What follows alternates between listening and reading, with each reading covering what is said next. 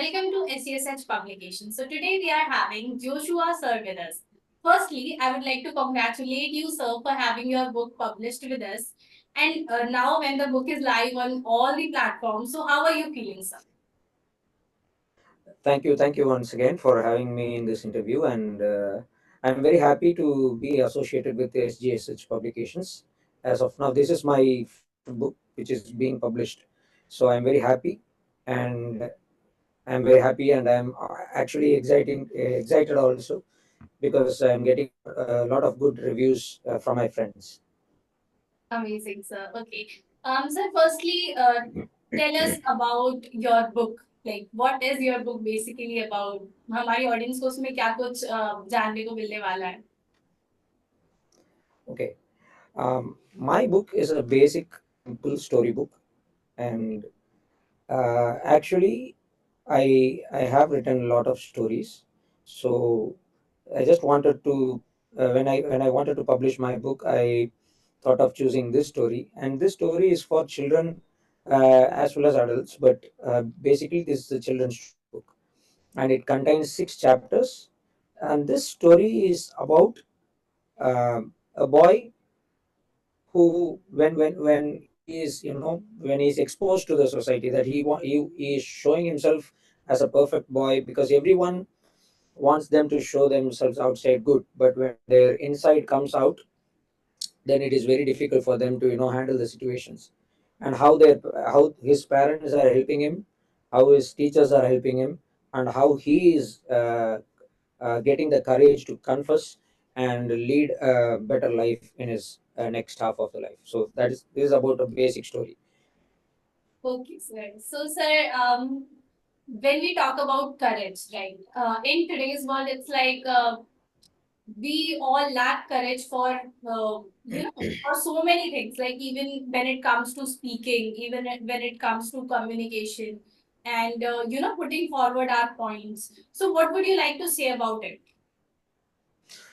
Okay, talking about courage, actually, regarding this book, if I'm saying about courage, mostly, as you say, even me, I was personally an introvert. Okay, I don't put myself outside, and I don't speak many words outside, but I have overcome those things, and I have held my neck high in this society. But when I talk about the most important courage which is needed nowadays, and which has to be taught to all children, is the courage to take up responsibility for their own mistakes. That is a courage which I am mentioning in this book. So that's what I think about courage. Okay, sir. Sir, tell us something about yourself. Yeah, I'm a physiotherapist. I'm a pediatric physiotherapist, and my master's in that. And I'm actually a pastor. I'm running. I'm doing a Bible teaching in my own church, and I'm doing some social service activities also. And I'm counseling youngsters and children in a day-to-day life, day-to-day basis. And that's all much to say about. I'm married and I have a kid as well. My wife is a teacher. It's my simple family. Amazing, sir. Okay. Um, sir, I would like to ask you, like, what is life for you? What is the meaning of life for you? Okay, life. Uh, for me, life is to understand why we are here and what we have to do here, and from where we have come and where are we going, and live according to the purpose for which we are created. That is life for me. When it comes to find out the purpose and these things about us, it becomes very complicated. Like we are not able to find out the purpose or these answers to these complex questions so easily. So what would you like to say about it? Like what is the way to find out what is your passion and everything? Yes, actually, as mankind, we all the faith which in which I was brought up. It teaches that man is created in the image of God. There is no one above, there is no one below. All are created in the image of God. So what we the main purpose of being human here is to fulfill or to replicate or to represent what God wants us in our life. So to basically being human is to love everyone, and in spite of all the differences which were created by mankind itself. So to know the general purpose, it is better to understand who is our creator and what he wants from us. So that is our general purpose. To know the specific purpose, we are born with a lot of talents. We all are skillful. No one can say that I don't have any skill. At least one skill or one talent is a part and parcel of everyone's life. So with that skill and with that talent, what how we are going to fulfill the general purpose, that is how we have to find out the purpose in life. Amazing, sir. Okay.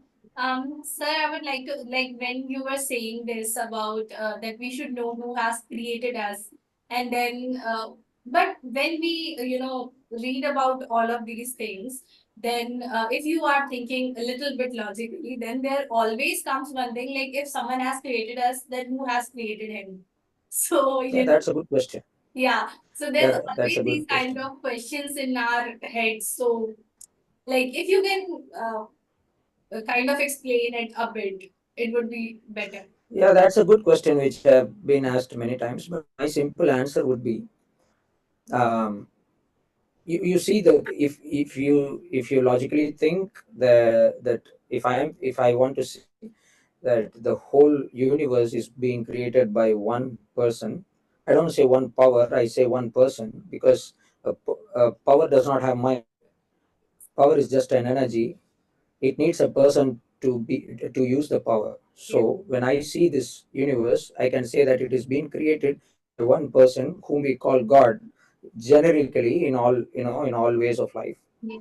If God has created this world, then there is a question which naturally comes in: who created God?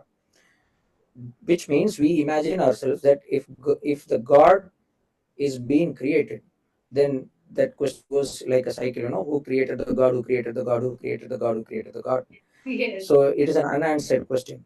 But according to my faith, I can tell you something. No, God. If you say who created God, you assume already that God is a created being, right? Yeah. You assume already that God is a created being. Yes. So if you ask that question, you yourself have answered that you expect God to be an uncreated being. That's why you ask, who created God? The one who created everything.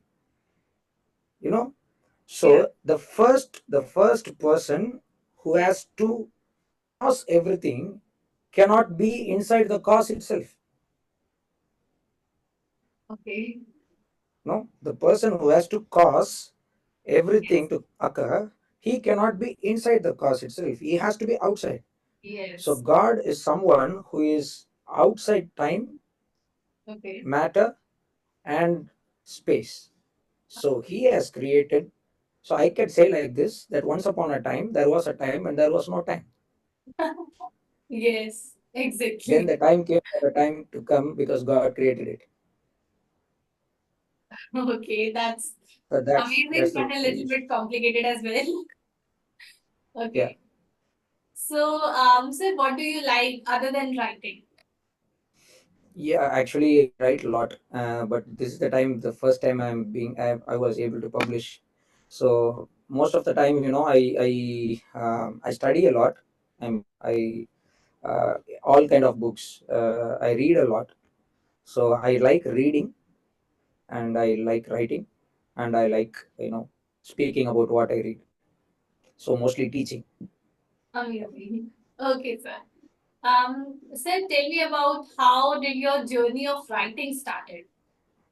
Yes. So in my childhood, actually, I'm a Christian. So we used to go to church, and there will be Sunday school for us. So there they will teach us to read Bible and Bible stories and all these things.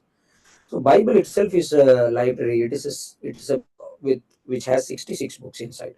So each book, that it is a whole set of library. So the process of reading has been started when I was in childhood itself. So I was fascinated with all kind of Bible stories, and I started to read all kind of, I mean, whatever comes in our house, even a newspaper, anything, I will read. So I'm interested in more languages also, to learning languages also. So once I started to read, automatically, the most famous, the most favorite place in school is my library. But in our school, we will have only one library period in the one whole week, so we can just go and sit there for 1 hour. But I wanted to read more books, so I used to take big novels from the library and come home and read it, and I will give back. So once I started to read many books, then my imaginations opened for me. And they say book is the door for knowledge. So when I started to read, it automatically, I got more kind of imaginations, and I also started to write small small poems, small stories, and small things. But I'm an introvert. I don't show it outside much. So that's how my writing journey started in a very early stage, like when I was like around 6th or 7th standard.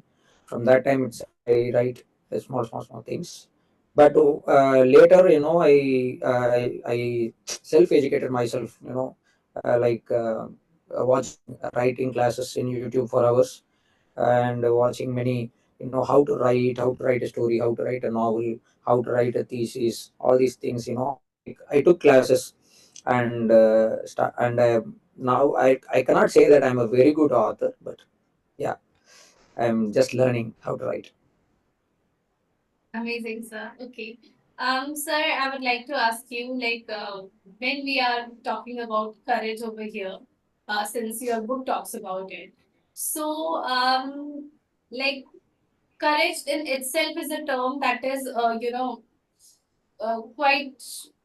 I mean, I have a feeling that most of us are, in that one phase कि कभी ना कभी life में we face it, कि जो एक courage है to accept ourselves that Mm, we lack. So mm. this is what I want to ask you, like ये जो खुद को accept करना, how can we learn it? Yes. See, the basic, in the intrinsic nature of human being is to blame others. Yes, You true. know, Yes. if I say, if this interview is not getting proper response, what I will say, this anchor did not ask good questions. Yes. You may say the opposite. I will say, the interview was going well, but this person was not responding well.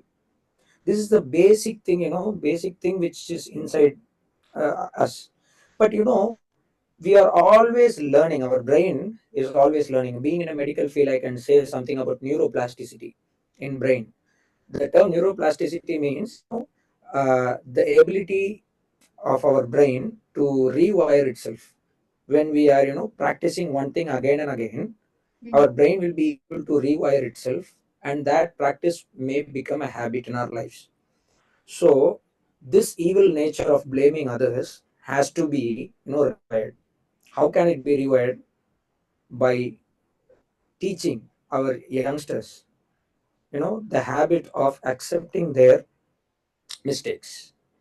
So what is the fear behind accepting their mistakes? Because the society may look down upon them, or the parents scold, or the friends, they will lose their friendship, and the peer pressure. So many things are there. So what, as a society, what we have to do, we all have responsibility.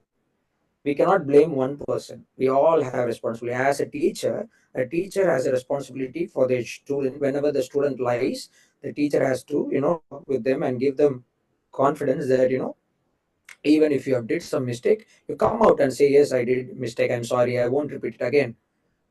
The world is there to see you change. The world is not there to blame you and push you down. This kind of confidence should be given from a teacher perspective. from parent perspective, it should not be like, Array, you did some mistake at your school, come, I'll thrash you, I'll bash you at home. No, that's not the kind of attitude should be there. Parents should teach their children, you know, you did some mistake at school, we all do mistakes. But next time, you should have the courage to go and accept your mistake and tell them that I will see that this will not happen again in my life. So these kind of encouragement, encourage somebody to give them courage.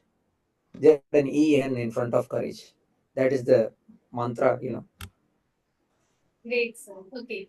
Sir, I would like to ask you, like, when you were child, the conditions, the way you were, kind of nurtured. I would like to ask, like, what is the difference that you see in, your childhood and the childhood of this, the children nowadays? So, what kind of difference you feel, and is it good or bad? See, in all times, the situations may change a little, but every situation is same. When I was child, I was not having the access for all these kind of internet and other stuff. Yeah. Those days, anything you have to learn has to be taught to you. Somebody has to come and teach you, or you have to go and observe. But nowadays, it's not that situation. Everything is coming to you. It is whether the child has to choose whether I have to see this or not. So parents don't know what their children are seeing. Children don't know what they are seeing. So this kind of ignorant situation has developed a lot with overwhelming, uh, you know, uh, inputs from the society through all the medium. So when I was child, in our situation, this story is also has an impact from my childhood, because the way I was raised up, uh, uh, being a pastor's kid, my father was a pastor. So the church believers and all the people were expecting me to be a perfect boy. But it's common in that age. I will do all kind of mistakes that other people do. But being a pastor's kid, I will, my mistakes will be projected much more than the other kids. So I have to live a double life. I have to show outside myself as perfect person, but inside I have to be a normal. I mean, I have to be a normal boy as I am. So many things were there like that. So I had a lot of pressure. So yeah, that had a much of psychological, disturbance in my mind, and um, I could have gone the other way as well, but thanks to God, and thanks to Bible, because of which I am here now, in the opposite way, and saying, replicating my life in as a storybook also. Amazing, sir. Okay. Sir, I would like to ask you three biggest life lessons of yours, and you can also share those moments if you remember. Like, Biggest that lessons of taught my you life. most. Yes? Okay, see, I have not yet lived so long to share a big lesson in my life, but No. but I'm a middle-aged man, so what I can say is, I just want to quote, or just want to tell something which I have learned, which is very important lesson for every human being, uh, from all ways of life, whether they are Christian, Hindu, or Muslim, or whoever they are. What I feel is the one verse which I remember. It says to the young man, God says to the young man, "O young man, go and walk according to whatever your eyes see. Do whatever your heart does. Go and express yourself. You do whatever you want. But finally, you have to understand that I will bring all your actions to justice, where you have to answer for each and every time, each and every second, and each and every actions you have done in this world." So having not a fear of God is going to prick our eyes, not that kind of fear, but we should have a reverence towards God, that He is our creator and we are being a created person. We don't know what is going to happen in the next second. We cannot even deal with our past. So whatever mistakes I have committed yesterday, I am, you know, I am dealing with those, results of those mistakes today.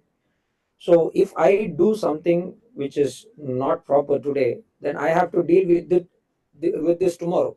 So the whole life, if I am just dealing with my past mistakes, then the life will become hell. It's better to surrender myself to God's will and live a perfect and, not a perfect but a peaceful life. That's what I can tell to all those who listen to me. Amazing, sir. That's great. Sir, I would like to ask you, what, according to you, is your strength and your weakness as well? The weakness, I can say the first thing is me. I'm not only me, for everyone. We are the most, my inner self is my weakness. I can, I think I'm speaking a lot spiritually, but that's the truth.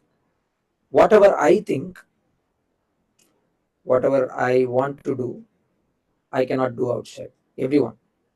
So if something is happening to me, I just want to beat that fellow, but I cannot do it.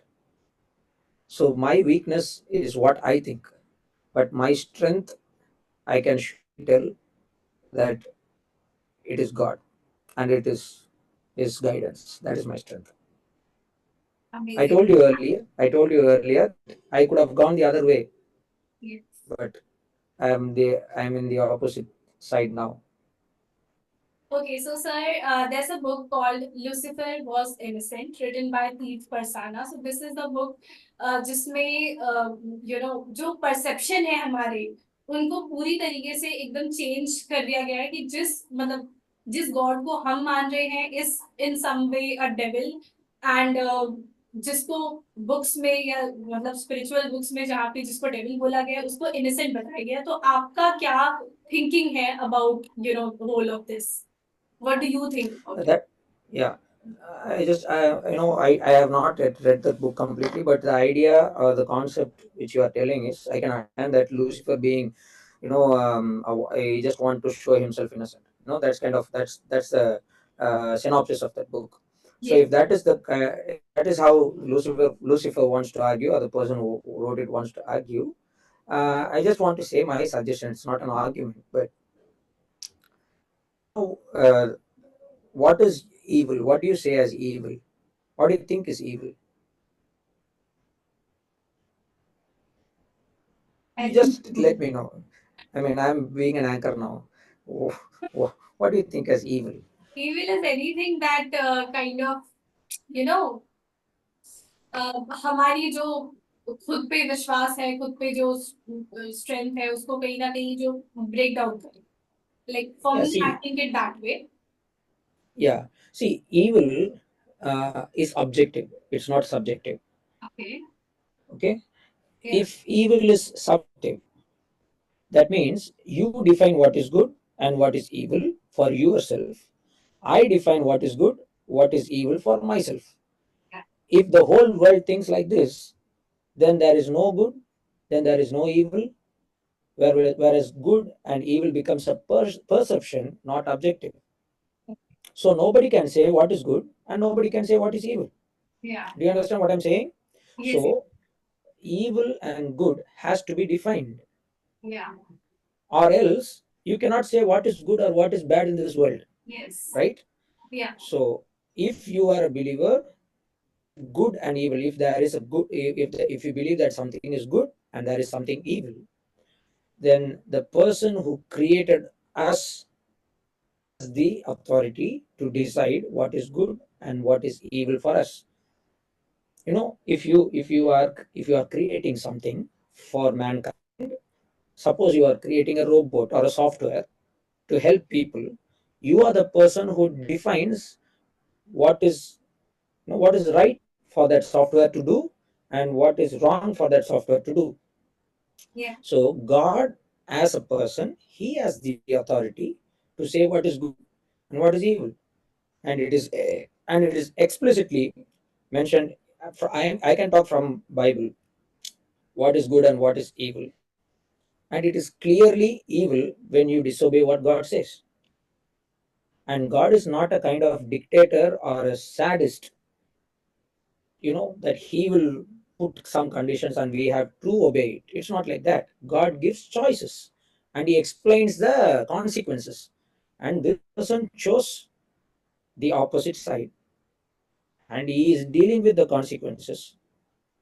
Maybe if he is defining what is good and what is evil, then he may say that he is good and God is evil. Okay. Okay, sir. Okay, so yeah, I would like to ask you what is the meaning of spirituality for you? Spirituality is the reality for me. Okay, Yeah. that's interesting. Okay, sir. Spirituality is the thing which controls everybody, right? So, if you are in a bad mood, Yeah. will you be smiling at me and taking this interview now? You will say, "Sir, can we have a future appointment? Shall we postpone this interview?" Which means your spirit determines whether to conduct this interview or not. So, Yes. spirituality is reality, spirit decides everything. Okay, that's amazing. Okay, sir. So, I would like to ask you, do you have any message for our audience?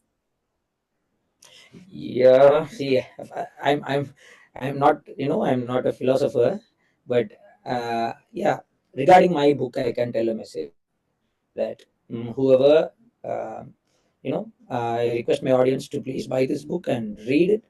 And whether you are elderly or younger, that doesn't matter. It will surely give you a perspective of, if you are a parent, it will give you a perspective of how to deal with the lies which your children are talking to you. And if you are a child, it will help you that how you can overcome your past mistakes. And generally to all audience, I can say something that really, we can, um, I just want to introduce uh, through this book, not a religion but a person called Jesus Christ. And if you are following him, not as a religion as Christianity, but as a disciple, he will really, change your life just as he changed mine. That's what I want to tell you.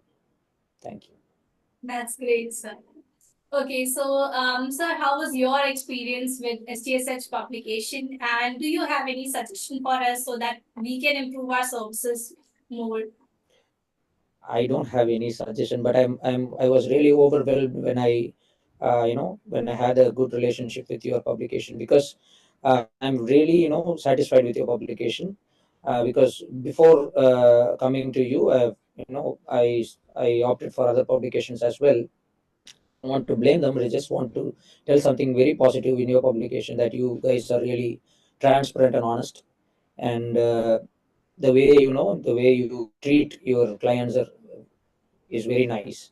And really, I thank you for being so, so transparent and honest with your clients. That's what I liked in your publication, and really, I just want to continue with your publications for my future books as well. Thank you so much, sir, for your kind words and for this amazing interview.